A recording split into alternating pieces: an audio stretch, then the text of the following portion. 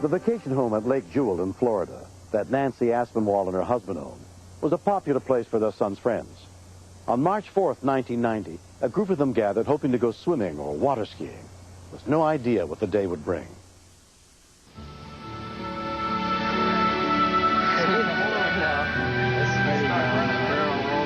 All of us were out on the dock, but Benji was the last one. He had been messing around with his car.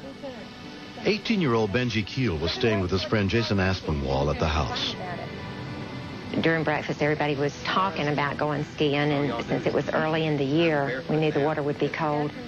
So we were going to sit down and wait for it to warm up some. No, we're going to go eventually. Gene Harkey was staying nearby at his uncle's house that weekend. We're just about to set up the boat with the boom and everything. At that point, Benji said that he wanted to see how cold the water was, and he took a leap off the dock. It's probably pretty cold.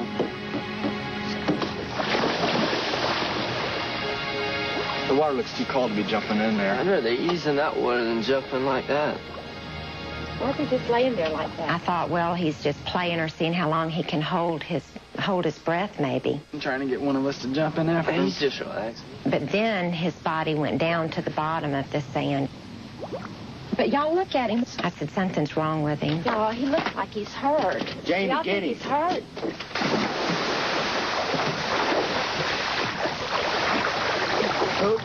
So I thought perhaps he just had a cramp because the water was cold. I can't feel my body. My thing was just get him out of the water, get him out of the water. Dial 911. I told him not to take him out of the water because if you moved him the wrong way, it could make things worse. 911, what is your emergency? At 11:25 a.m., a call for help came in to the Putnam County Sheriff's Department. Rescue 4, Station 17, respond to an injury from a diving accident on Lake Jewel. Rescue 4, Station 17, respond to a diving accident. The nearest medic unit with the Palatka Fire Department was immediately dispatched to what was described as a diving accident, but they were 18 miles away. First thing that came to my mind was to put him on something flat and not move him much. And the first thing I saw that was large enough to go underneath a person was the surfboard. Because the surfboard also floats, it was an excellent thing by chance. All right, get up on the board. Come on, just be calm, Benji.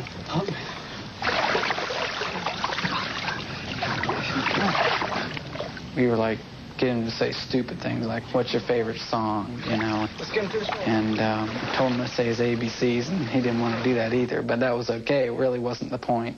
The point was to keep him conscious and aware of what was going on. The Aspinwalls had a safety collar around the house for water skiing competitions. Just a little bit. They carefully put it on to try to immobilize Benji's neck. Okay. At one point, his arm fell off the surfboard, and he didn't have any idea that it was off, and we picked his arm and put it back up on the surfboard, and that was the point that I realized that we really had a serious situation. Off-duty paramedic Jim Passwater had heard the dispatch on his pager. What happened? He said he was not hurting, but he couldn't feel anything. Tell me touching your legs? No. Feel that? Your leg? No.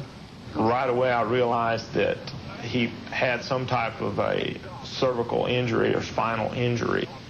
Just exactly what needs to be done. Don't move him. Just leave him right here until we get some extra help. All right, we got the telephone here? I just felt that this boy really needed some attention from a trauma center. I felt that he needed more care than we could give him here in Putnam County. The Trauma 1 helicopter from University Medical Center was dispatched to the scene. Don't worry. Volunteer firefighters arrived and immediately began packaging Benji for the 50-mile flight to the hospital. You all right? Slide the backboard under. All right. All right. Get a helicopter coming. Just keep talking to us, Benji. Benji's parents, Anna and Daniel Keel, arrived soon after. What happened? They mentioned that he had hit his head on the bottom. He was looking up at me and said, "I'm sorry, Dad." 2, 3. Slow and easy. I knew he was paralyzed, but I didn't know to what extent. With my wife being upset like she was, I was trying to hold it. They brought him up on the stretcher, and I went over to him and I knelt down on the ground, and he looked up and he said, "I'll be all right, Mom. I'll be all right." He always tried to console everybody else. It was like we were the patients. He wasn't. Once we got him up on land, he was almost in tears, telling his mother that he did not want to live like this, referring to being paralyzed from the neck down. Okay.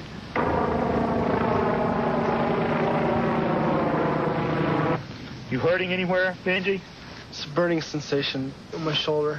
In your shoulders where? He started having a little sensation, which I felt was a good sign. Good sign, John. But we knew he had a neurological deficit. Yeah. Dove into approximately 4 foot of water. Paramedic Mike Kern and his partner arrived on the scene. Okay, we got a helicopter. I remember being 18 myself and all the things that I wanted to do in my life. And here's an 18-year-old faced with the possibility that he's going to spend the rest of his life in a bed as a quadriplegic.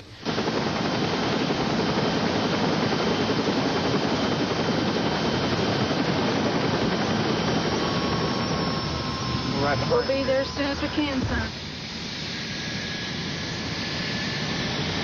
It was scary to see my son go in that helicopter, because I wasn't for sure. I just wasn't for sure what was going to take place at the other end, or what we was going to find when we got to the hospital. Benji was admitted to the trauma unit under the care of Dr. Keith Sinclair. Did you check his legs? His neurological exam showed that he was paralyzed from the neck down. Push your feet down. But though Benji's neck was broken, a CAT scan revealed he had not severed his spinal cord. The paralysis was caused by severe bruising. Your physical exam suggests that you've got some injury to your spinal cord at the moment. Spinal cord injuries, especially when people are rendered quadriplegic, have quite a high risk of death. Pneumonia is a very big problem, as is spinal cord shock. By the third day following the accident, Benji was suffering from both pneumonia and spinal shock. When we walked in then, it hit us hard, because, we didn't know if he was going to make it. Shortly after we had intubated him because of his difficulty in breathing through his bad pneumonia, his blood pressure dropped precipitously and his heart stopped transiently. Fortunately, there were a lot of people in attendance at the time, and so we managed to resuscitate him very quickly. Within 2 weeks, Benji had managed to recover enough to be taken off the respirator. He had the attitude that he was not going to lay in that bed no more than he had to. Well, I knew then if he got into a rehab center, he would be all right. With extensive rehabilitation, 9 months after the accident, Benji learned to walk without the aid of a cane. People ask me if I'm going to become completely healed, and I'm a little doubtful. I have some problems with my left arm. But I told him, if the only thing I get back is what I've got right now, I'm happy. Because I know what it's like to be without anything. You got a leak. He was very lucky in the fact that the boys that were with him, if they hadn't done what they had done, by all means placing that surfboard underneath him and floating him to shore, keeping his neck and spine in line, they're the reasons Benji's walking today. Ready? Rescuers and my friends who saved my life, I try to think at night, how can I repay these people for what they've done for me? And there's no way to repay them except for say thank you. If they ever need anything from me, I'm there. There's no doubt in my mind. I would sacrifice anything for them. The dog in my family, man. When I was younger and went to swimming pools, you see the signs, and it says feet first time. If I'd have went feet first, I'd have realized how shallow the water was. Trust me, you don't want to dive into shallow water, because being paralyzed is scary. It's the hardest thing I've ever had to go through in my life. Hopefully it will be the hardest.